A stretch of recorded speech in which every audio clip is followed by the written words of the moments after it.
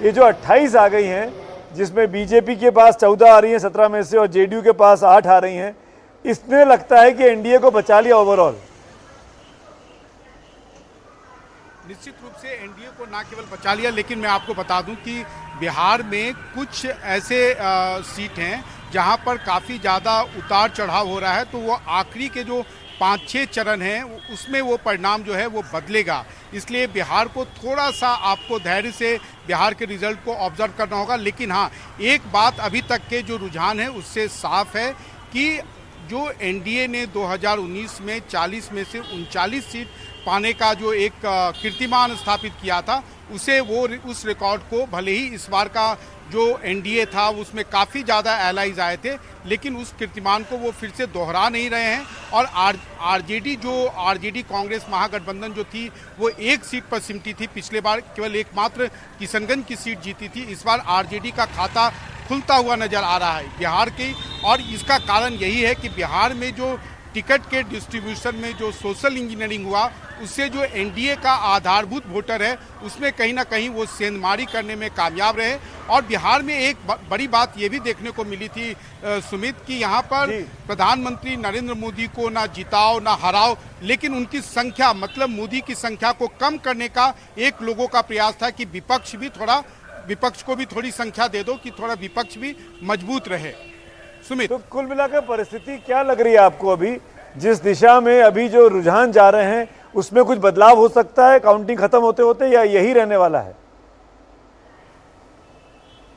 देखिए, कमोबेश यही रहेगा, 2-3-4 सीटों पर फेरबदल होगा, लेकिन जो परिणाम होंगे वो 2014 या 2009 की तरह होंगे।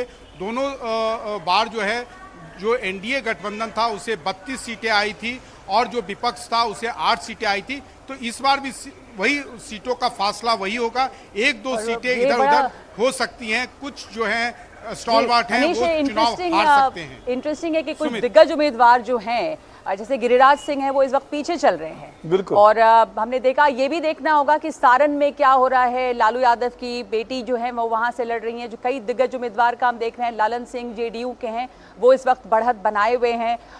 पवन सिंह हैं जो कि इंडिया गठबंधन के, वो बढ़त बनाए हुए हैं। और इस वक्त पीछे चल रही है मीसा भारती पाटलिपुत्र से।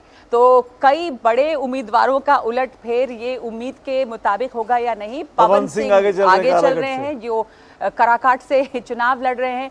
यहाँ पर हमने ये भी देखा कि रोहिणी आचार्य भी पीछे है सारण से। तो लालू यादव की दोनों बेटियां जो चुनाव लड़ रही हैं, इस वक्त जो खबर आ रही है, रोहिणी आचार्य सारण से पीछे हैं और पाटलिपुत्र से मीसा भारती भी पीछे हैं। लेकिन मीसा भारती अगर हारेंगी तो लगातार तीसरा चुनाव हारेंगी। मीसा भारती इस सीट पर तीसरी बार तीसरी बार आजमा। तो लग रहा था कि इस बार शायद जो उनका जिंक्स एक है वो टूटेगा, पर ऐसा नहीं दिख रहा है। और बिहार की स्थिति पर संदीप शास्त्री जी, हिलाल साहब, निष्ठा भी हमारे साथ जुड़ गई हैं।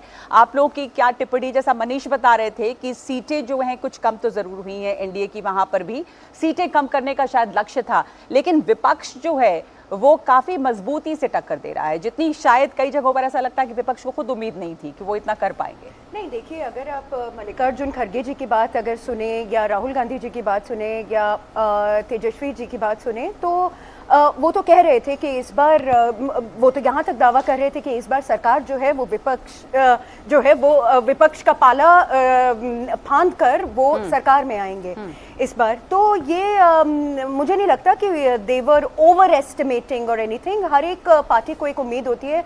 जब भी कोई भी पार्टी या कोई भी उम्मीदवार है, वो उम्मीदवार इसीलिए है ना क्योंकि उसको उम्मीद है कि वो जीतेंगे। उम्मीद तो हाँ, उम्मीद ही है कि वो जीतेंगे। तो असल में उनका जो ये कहना था कि इस बार हम आ रहे हैं, तो ये बिल्कुल मुझे तो लग रहा है कि उनके लिए बहुत बड़ी जीत है। तो बहुत बड़ी जीत है ये विपक्ष की, एंड दिस इज समथिंग जो भारत को चाहिए इस बार। जीत किस काम की? सरकार थोड़ी बन रही है। देखिए, मैं हमेशा ये मेंटेन करती हूँ कि सरकार चाहे जिसकी बने, विपक्ष स्ट्रॉन्ग होना चाहिए क्योंकि जब भारतीय जनता पार्टी विपक्ष में थी, बहुत स्ट्रॉन्ग विपक्ष था। तो ठीक है, और लेकिन यही मैं कल किसी अपने मित्र से बोल रही थी, we do not have a ruling party problem, we have an opposition problem. It should set itself right. इस बार मतलब थोड़ा ठीक हो जाना चाहिए। सरकार किसी की भी जरूर लग रहा है कि ऑपोजिशन को आप राइट ऑफ नहीं कर सकते। Absolutely not. एक मजबूत ऑपोजिशन। संदीप जी, 298 जो फिगर दिख रहा है एनडीए का, इसमें 244 बीजेपी है और 213 जो इंडिया दिख रहा है उसमें 101 कांग्रेस है। आप देखिए, जब मल्लिकार्जुन खड़गे जी ने कहा कि 295 हमारा टैली है, वो एक गोल था और गोल के अनुसार 2014 तक आ गए हैं।